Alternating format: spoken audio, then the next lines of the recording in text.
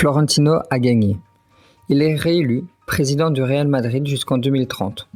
Et sur le papier, ça ressemble à une démonstration de force.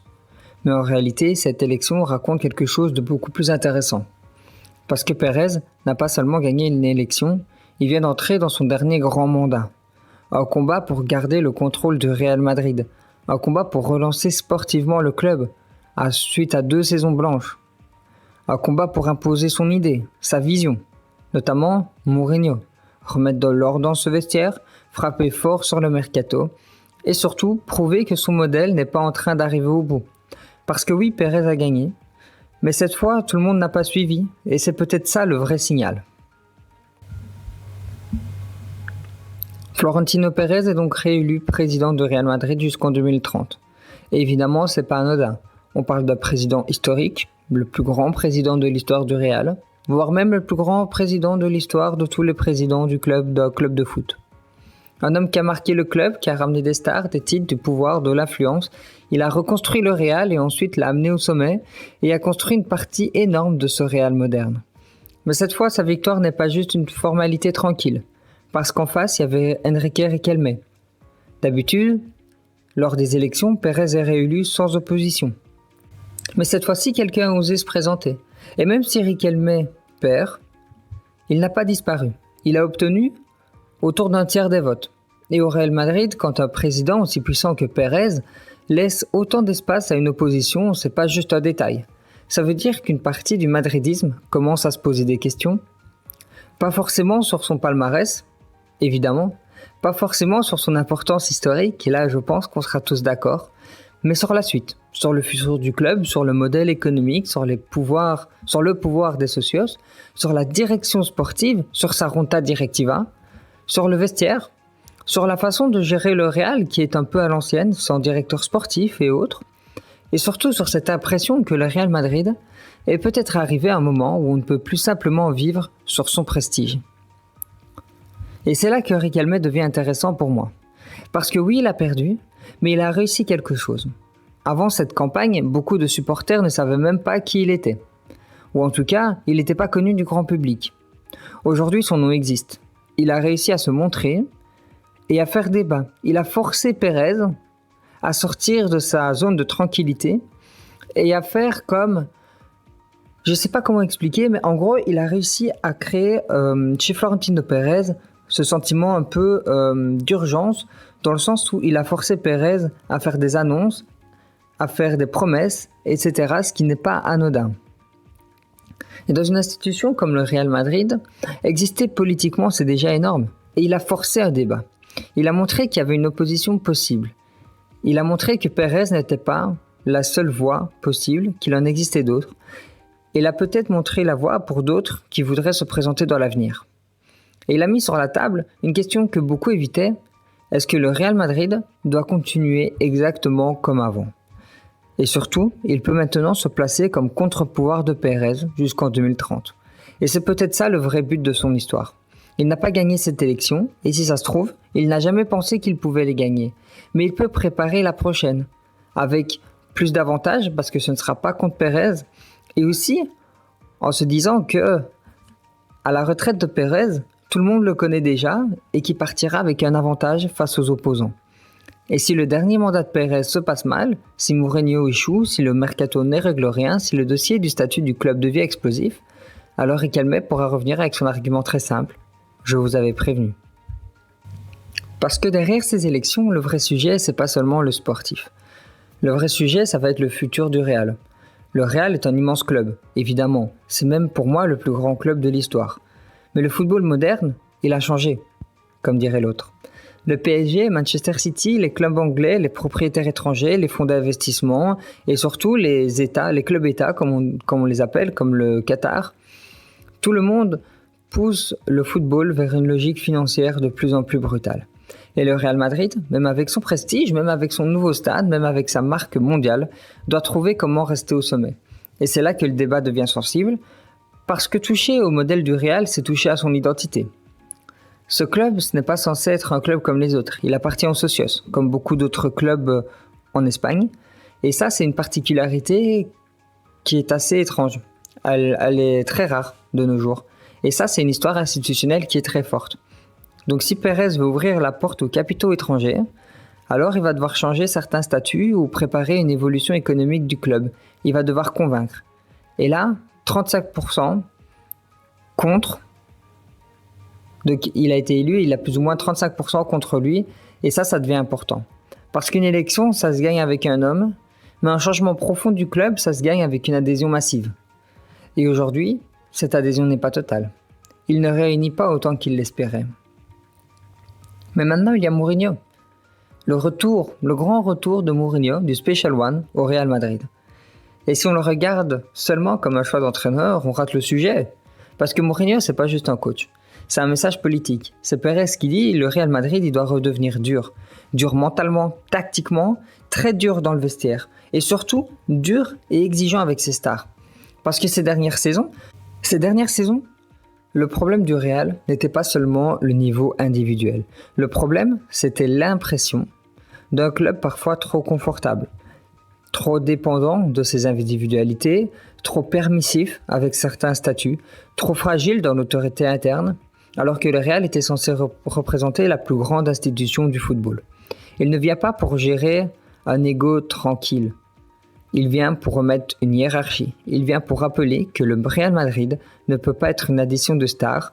Le Real Madrid doit être une machine compétitive. Et avec Mourinho, la règle est simple. Tu cours, tu te bats ou tu sors. Et c'est là que ça devient intéressant pour Mbappé, Vini, Bellingham, Rodrigo et les autres. Parce que le sujet ne va pas être leur talent. Le talent évidemment qu'ils l'ont. Le problème, ça va plutôt être qu'est-ce qu'ils sont prêts à donner sans ballon? Qu'est-ce qu'ils sont prêts à donner tout court pour ce club? Qu'est-ce qu'ils sont prêts à sacrifier? Qu'est-ce qu'ils acceptent de sacrifier? Leur capacité à mettre leur statut au service du collectif.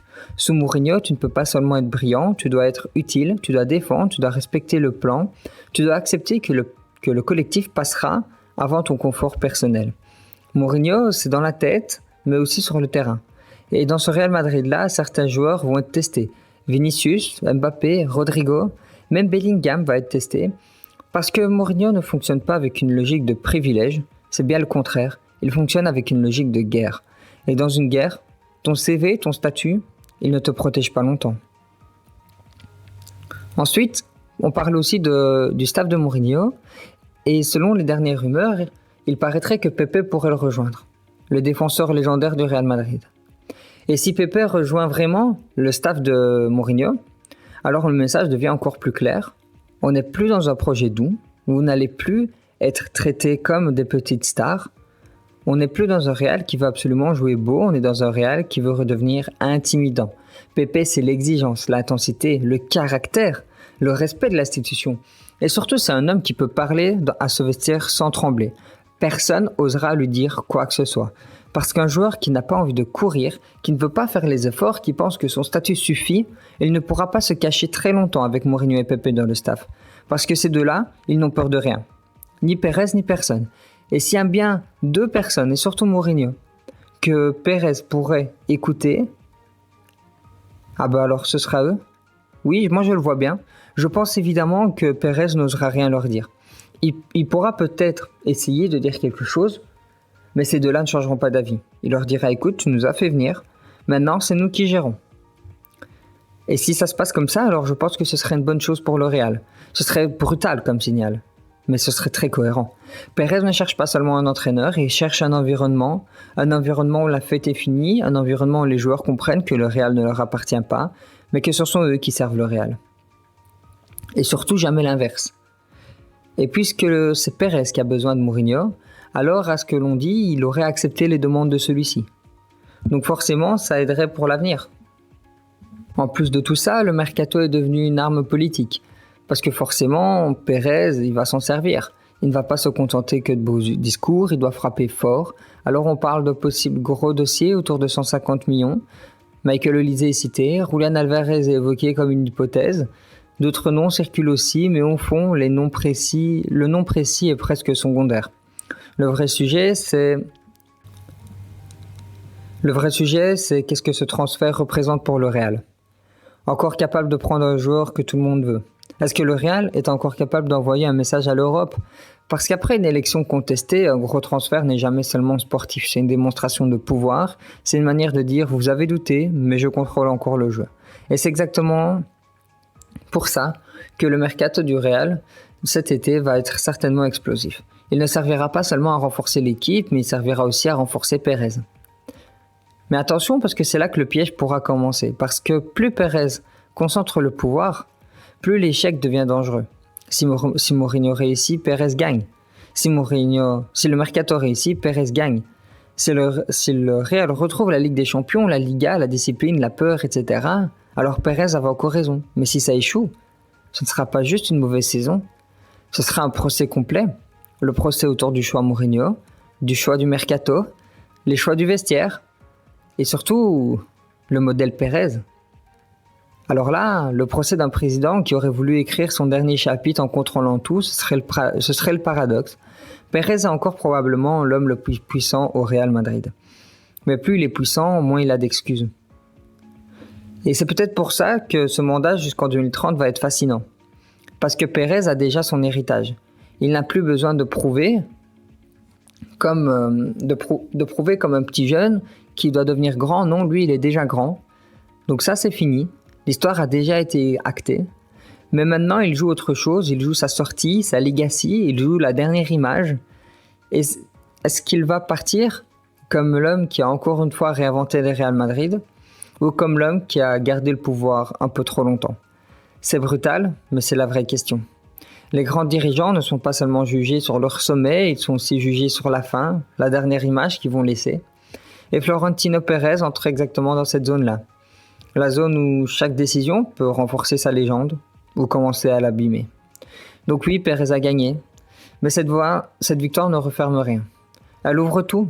Elle ouvre le dossier Mourinho, elle ouvre le dossier du vestiaire, elle ouvre le dossier du mercato, le dossier Riquelme, et surtout le dossier du futur du Real. Parce qu'un Real Madrid, ce n'est pas seulement un grand club, et ils n'ont pas seulement envie ou besoin de choisir un président.